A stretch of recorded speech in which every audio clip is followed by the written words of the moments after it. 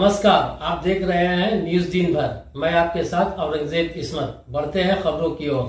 Asansol municipal corporation के साबिक mayor Jatinder Tiwari गिरफ्तार भाजपा कारकुनों की जमानत के लिए आसनसोल अदालत पहुंचे। इस मौके पर मीडिया से बात करते हुए उन्होंने कहा, 14 तारीख को रामकृष्ण डागाल में सामाजिक काम करते हुए एक हादसे में 3 अफराद की मौत हो गई थी। उन्होंने इंतहाई अफसोसनाक वाकया करार देते हुए कहा, एक हादसा था, लेकिन इस पर भी भाजपा के कारकुनों के खिलाफ मुकदमा दर्ज किए गए। ये किस तरह की सियासत हो रही है? जहाँ बदकिस्मती से हादसा हुआ वहाँ सामाजिक काम हो रहा था, लेकिन तृणमूल कांग्रेस के जानिब से भाजपा कारकुनों के खिलाफ मुकदमा दर्ज किए गए। जबकि हाल ही में 24 परगना में कारपोरेशन की जानिब से मुनक़िद एक प्रोग्राम में 7 अफराद की मौत हो गई थी। इस प्रोग्राम में वजीर ज्योति प्रिया मलिक भी मौजूद थी। उन्होंने कहा कि हादसाती मौत को सियासी तौर पर इस्तेमाल किया जाता है, जो कि बदकिस्मती की बात है। उन्होंने मजीद कहा कि तृणमूल कांग्रेस इसलिए इन्हें इस तरह के झूठे मुकदमात में फंसाया जा रहा है। साथ ही साथ उन्होंने कहा,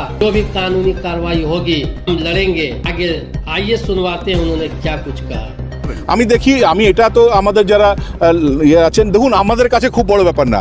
যারা শিবকে মানে, যারা মা কালীকে মানে, যারা মা দুর্গাকে মানে, তারা বাইরে থাকুক, জেলের ভেতরে থাকুক। বাইরে থাকলেও আমরা শিবের জন্য আছি, মা দুর্গার জন্য আছি, মা কালীর জন্য আছি, ভেতরে থাকলেও তাই আছি। আমাদের এতে কিছু আসে যায় না। আইনি একটা প্রক্রিয়া আছে, সে তো আইনি প্রক্রিয়ার মাধ্যমে কিছুদিন আমাদেরকে আটকে দেওয়া যেতে পারে, শরীর আমাদেরকে আটকে দেওয়া যায়, কিন্তু মন আমাদের প্রভু রামের সঙ্গে আছে, মা দুর্গার সঙ্গে আছে, মা কালীর সঙ্গে আছে। মনটা কি করে আটকাবে? এই পুলিশকে দিয়ে মানুষের মন আটকাতে পারবে নাকি? মন এখনো কিন্তু আমাদের ভগবানের সঙ্গেই আছে, সেটা পুলিশ আটকাতে পারবে না, পারবে না, পারবে না। ফুটো হরর মোদি যে আপনার হরর দিলেন, মহাদেব দিলেন, যেটা ধোনি, এ তো আপনাদের দেওয়া উচিত, তো আপনাদের দেওয়া উচিত, তো আপনাদের তো পরিবার আছে। আমরা তো আপনাদের জন্য লড়াই করছি, শুধু ভারতীয় জনতা পার্টির জন্য তো লড়াই করছি না। আপনার ঘরে অন্নপ্রাশন হলে কি করবেন? আপনার ছেলের মুখের ভাত যদি পুলিশ আটকে দেয়, মুখে ভাত 200 লোক হচ্ছে, আপনি করতে পারবেন না। সেটা যদি করে মেনু যদি ঠিক করে দেয় যে না, যদি ভেজ কাটলেট যদি থাকে তাহলে লোক বেশি হয়ে যাবে, তাই ভেজ কাটলেট রাখতে পারবেন না, শুধু আপনাকে বলে দিলে নুন আর কি নাম কাগজি লেবু দিয়ে আপনাকে পার করতে হবে, শুধু শুক্তো দিয়ে পার করতে হবে। সেদিন আপনি কি করবেন? সেদিন আসছে। এখন থেকে যদি প্রতিবাদ আমরা না করি, সেদিন আসছে।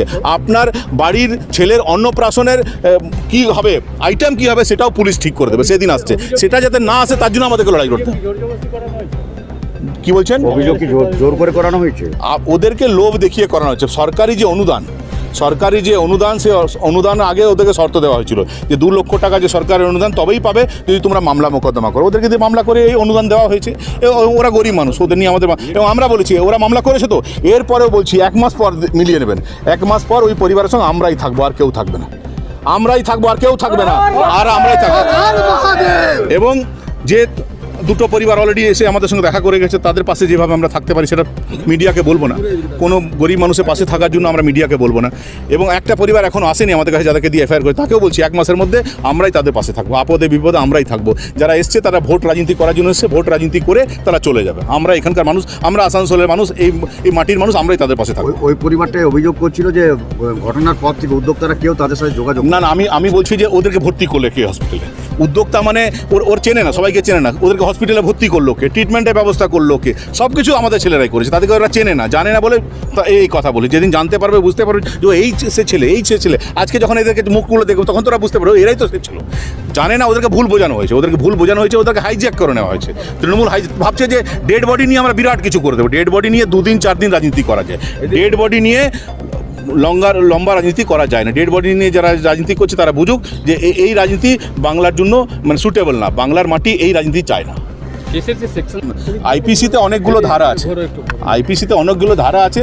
302 মানে মার্ডার সবাই জানি, এবং 302 এর পর সবচেয়ে মার্ডার এটা করা গেল না। মার্ডার করতে গেলে মানুষ বলতো যে মার্ডার, তো কিন্তু পরোক্ষভাবে মার্ডারের ধারাই দেওয়া হয়েছে, ঘুরিয়ে ফিরে ওটাই দেওয়া হয়েছে।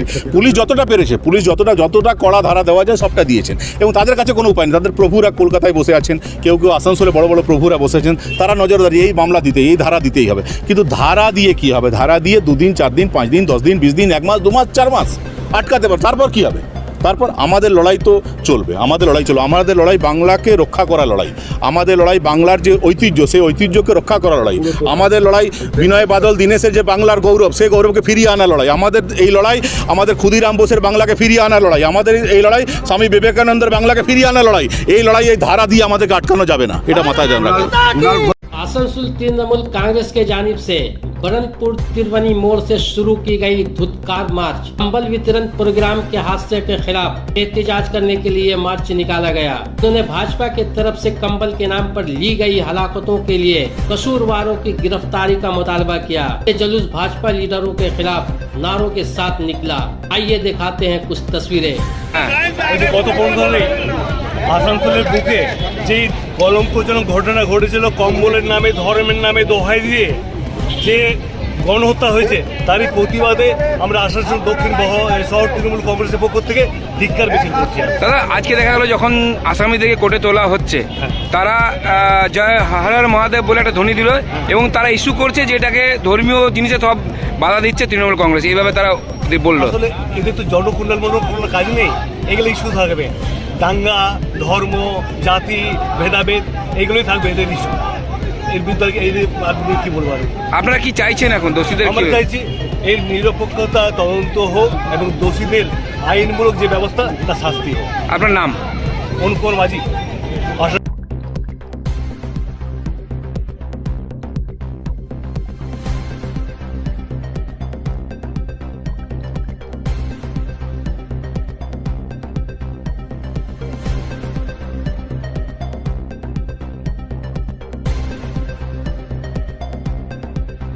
आसनसोल से आरपीएफ ने 5 नाबालिगों समेत 7 गैर मुल्की शहरियों को गिरफ्तार किया। आसनसोल आरपीएफ के senior security commissioner Rahul Raj की हिदायत पर आरपीएफ आसनसोल और सीबीआई आसनसोल टीम की मुश्तरका तहकीकात के दौरान 6 औरतें जिनमें 5 नाबालिग बांग्लादेशी है और 2 मर्द जिनका ताल्लुक बांग्लादेश से और एक का म्यांमार से बताया गया। आसनसोल रेलवे स्टेशन के वेटिंग हॉल में इसके लिबास, बर्ताव और बोलचाल से शक हुआ कि वो हिंदुस्तान का नहीं है। पूछताछ के दौरान इंकशाफ हुआ कि वो 15 दिसंबर की सुबह हिंदुस्तान पहुंचा था और इन सबको नूर रशीद जो म्यांमार का बताया जाता है, इन लोगों को दिल्ली ले जा रहा था। सभी को वेस्ट पोस्ट पे लाया गया और सबको गैर कानूनी इमिग्रेशन और इंसानी स्मगलिंग से मुतालिक कार्रवाई के लिए जीआरपीएफ आसनसोल के हवाले कर दिया गया। मुकदमा नंबर 49/22 मोरखा 15/12/22 को जीआरपी आसनसोल ने इस सिलसिले में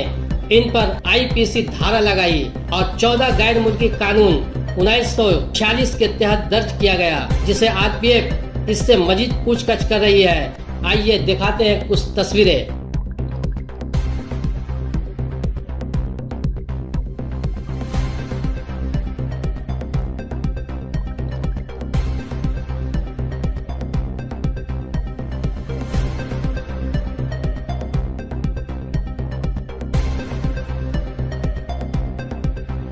आसनसोल स्टेशन में नशीली सिरप के साथ एक व्यक्ति को गिरफ्तार किया गया। आपको बता दें, बीते रात आरपीएफ की चेकिंग अभियान चल रही थी। ठीक इसी वक्त एक शख्स के पास से 2 बैग में बड़ी मात्रा में नशीली सिरप मिली। इसके बाद इस व्यक्ति को जीआरपीएफ के हवाले कर दी गई, जिसे आज जिला कोर्ट में पेश किया गया। आइए आपको दिखाते हैं किस तरह से गिरफ्तार करके कोर्ट में पेश किया गया।